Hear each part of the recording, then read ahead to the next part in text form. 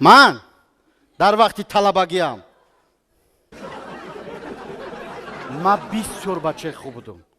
از روی بی‌ادبی بی‌سوادی هم همون قدر از روبران مؤسسه تنبیه گرفته باشم هم، ولی با سوی آنها هیچ گپگردانی نمیکردم.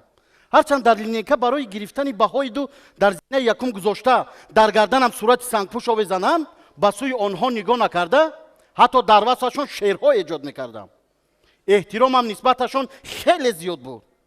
از شعرهایم رنجیده ما را بس نکن گویان خفه میشدند. شاید خودشان طبع بلندی شاعری نداشتند و به من بخیلی میکردند. مثلا این شعر رو گوش کنید.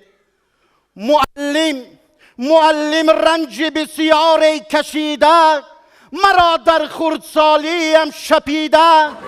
به ما آموختید علم و ادب را، ولی کشتید قریب از ضرب خیمچه.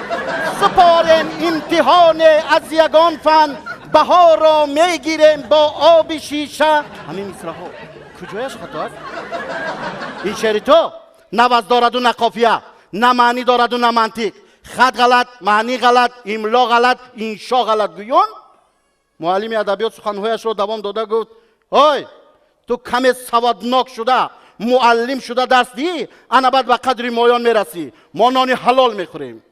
از همان وقت به خودم گفتم که من باید نان حلال خورم، معلم شوم و طلبه ها را پیش کرده باغم برم تا که بخیتاک ها را نرم کنم، خانه سازم و آنها غشت کشند و غیره ها. با مرور زمان دانشجوی دانشگاه شدم. در مکتب میانه بی‌سواد باشم هم، ولی دانشگاه را با بهای خوب و علا ختم کردم. تنها از فن ادبیات بهای 3 گرفتم. همونم با عیبی منه، با عیبی خودی استاد بود. چونکی از دانشجویان پول نمیگیری. اختصاصی من خیمیا بیولوژیا. از سببی که در دیگه همون خیم بیولوژ داشتیم، ما رو معلم رسم و سرود تعیین کردن. معاشش کم باشد هم، ولی افتخار از شیم و کاستوم و گالستوکم دارم. برادرم کماز دارد، پول زیاد دارد. پول زیاد داشته باشد هم، ولی سر و رویش پر از افتال و روغن چرکی متاری ماشین با لباسای جنده میگشت. برادرم با لباسای من حسد برده به من گفت ای در دنیا 2 کسب کس را گرنگ میکردگی است. یکم گیولوگ، چیز گم نکرده است و کوه را کفته میگردد. کلی تحضر مرا. دوم اینکه معلم خودش میداند و سوال را به دیگران میدهد. من به این سفسطه اهمیت نداده عاقبت راهش را پیدا کردم. در تخته صنف رسمی سیب کشیده به تمام خوانندگان سپارش داده گفتم که خود کدام میوه را که میکشید با خود گرفته آریم. من مقایسه کرده بهایتان را میگذارم. اکثریت بچه ها بهای خوب و علا گرفتند، تنها نادر جان بهای 3 گرفت. چونکه سیبی آوردهش میدکک بود. 2 خلطه سیب را به خانه فرستادم.